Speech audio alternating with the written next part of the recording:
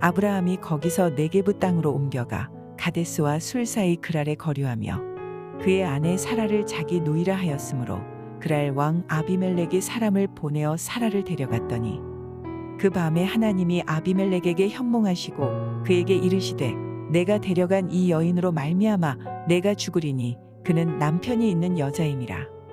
아비멜렉이 그 여인을 가까이 하지 아니하였으므로 그가 대답하되 주여 주께서 의로운 백성도 멸하시나이까. 그가 나에게 이는 내 누이라고 하지 아니하였나이까. 그 여인도 그는 내 오라비라 하였사오니 나는 온전한 마음과 깨끗한 손으로 이렇게 하였나이다. 하나님이 꿈에 또 그에게 이르시되 내가 온전한 마음으로 이렇게 한 줄을 나도 알았으므로 너를 막아 내게 범죄하지 아니하게 하였나니 여인에게 가까이 하지 못하게 함이 이 때문이니라. 이제 그 사람의 아내를 돌려보내라. 그는 선지자라. 그가 너를 위하여 기도하리니 내가 살려니와 내가 돌려보내지 아니하면 너와 내게 속한 자가 다 반드시 죽을 줄 알지니라. 아비멜렉이 그날 아침에 일찍이 일어나 모든 종들을 불러 그 모든 일을 말하여 들려주니 그들이 심히 두려워하였더라. 아비멜렉이 아브라함을 불러서 그에게 이르되 내가 어찌하여 우리에게 이렇게 하느냐.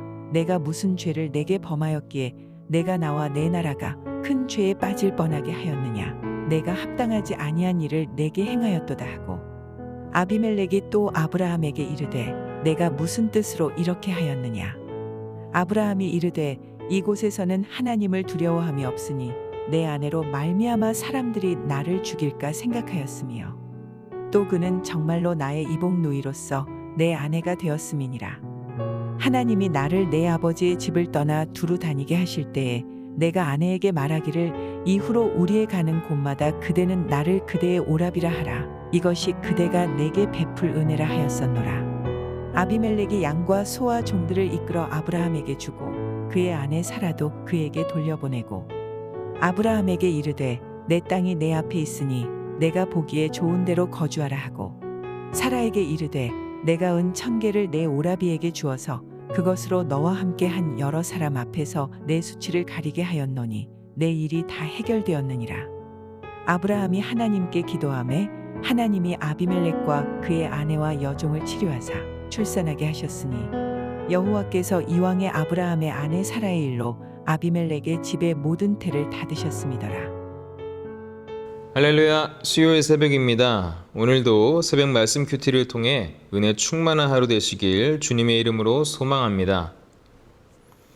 아브라함은 그랄 지역에 살면서 그곳 사람들에게 자기 아내를 누이라고 속이는 죄를 범했습니다. 그 결과 그랄 왕 아비멜렉에게 아내를 빼앗길 위기를 맞이합니다. 아브라함은 이처럼 반복되는 죄로 위기를 맞지만 하나님은 계속해서 그에게 은혜를 베풀어 주셨습니다. 이처럼 연약한 죄인들을 향해 부어주시는 하나님의 은혜는 어떤 모습으로 나타날까요? 사라를 아브라함의 누이로 알고 있던 아비멜렉은 그녀를 궁으로 불러들입니다. 그러자 그날 밤 하나님이 아비멜렉의 꿈에 나타나셔서 그녀가 아브라함의 아내이니 돌려보내라고 경고하셨습니다. 창세기 20장 3절 말씀을 보겠습니다. 그 밤에 하나님이 아비멜렉에게 현몽하시고 그에게 이르시되 내가 데려간 이 여인으로 말미암아 내가 죽으리니 그는 남편이 있는 여자임이라.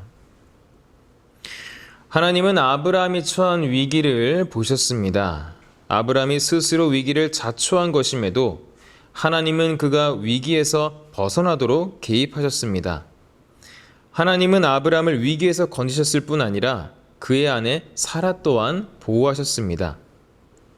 아브라함이 위기를 자초한 것처럼 우리가 인생에서 경험하는 고난과 위기도 대부분 우리의 죄와 실수 때문입니다.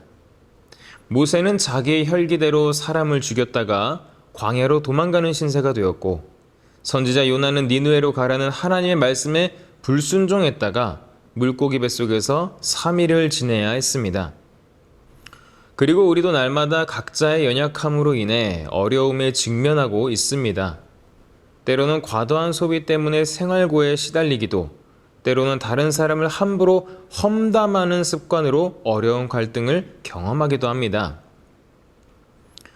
그런데 하나님은 이처럼 연약한 우리를 찾아오셔서 우리를 위기에서 벗어나게 하실 뿐 아니라 근본적으로 우리를 고쳐주십니다.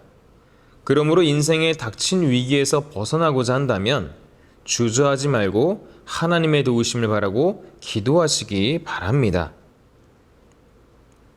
죄인들에게 한없는 은혜로 응답하시는 사랑의 하나님이 우리를 만나주시고 우리를 변화시켜 참된 평강과 안식을 경험하게 하실 것입니다. 하나님은 죄인들을 오래 참고 기다려주시는 분입니다. 아브라함은 과거 애굽에서도 자기의 아내 사라를 누이라 속인 적이 있었습니다. 그는 그랄에 정착하면서 그때와 동일한 죄를 지었고 동일한 위기에 빠졌습니다. 그는 사람들을 두려워한 나머지 반복적으로 사람들을 속이는 죄를 지었습니다. 그런데 그의 위기를 해결하기 위해 아비멜렉의 꿈에 나타나신 하나님은 아브라함을 계속 선지자로 부르시고 그를 중보자로 인정하셨습니다. 창세기 20장 7절의 말씀을 보시면 이제 그 사람의 아내를 돌려보내라. 그는 선지자라. 그가 너를 위하여 기도하리니 내가 살려니와 내가 돌려보내지 아니하면 너와 내게 속한 자가 다 반드시 죽을 줄 알지니라. 아브라함의 죄에도 불구하고 하나님은 그를 포기하지 않으셨고 그를 향한 약속을 거두지 않으셨습니다. 이러한 하나님의 사랑을 경험한 사람은 비단 아브라함뿐만이 아닙니다. 수많은 시를 기록한 다윗은 하나님의 사랑을 깊이 깨달은 사람이었습니다. 그는 우리아의 아내 밧세바를 데려와 범한 후에 그녀가 임신하자 그녀의 남편 우리아를 전쟁터에 보내 죽게 했습니다. 하나님은 다윗의 죄를 아셨지만 그를 왕의 자리에서 내치지 않으셨습니다.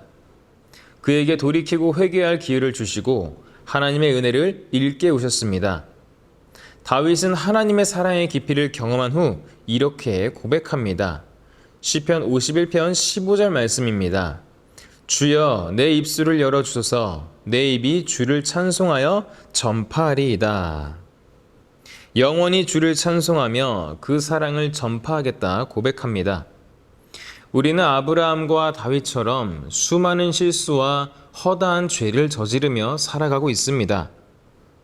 그럼에도 불구하고 하나님이 우리를 결코 포기하지 않으시고 붙잡아 주시기에 그 은혜에 날마다 감사해야 합니다. 그리고 하나님의 말씀에 순종하며 하나님의 사랑을 세상에 전하는 일에 최선을 다해야 합니다. 때때로 우리는 연약함 때문에 자신과 다른 사람을 위기에 빠뜨리고 상처를 입히기도 합니다. 그런 우리 자신을 보는 것은 참으로 절망스럽고 고통스러운 일입니다. 하지만 이처럼 연약한 우리를 하나님은 절대 포기하지 않으십니다. 우리를 향한 약속을 거두시지 않으십니다. 그러므로 우리의 허물이 보일 때마다 낙심하기보다 하나님께 나아가야 합니다. 그럴 때 하나님은 우리가 순종의 길을 걷도록 힘을 더해 주실 것입니다. 함께 기도하겠습니다.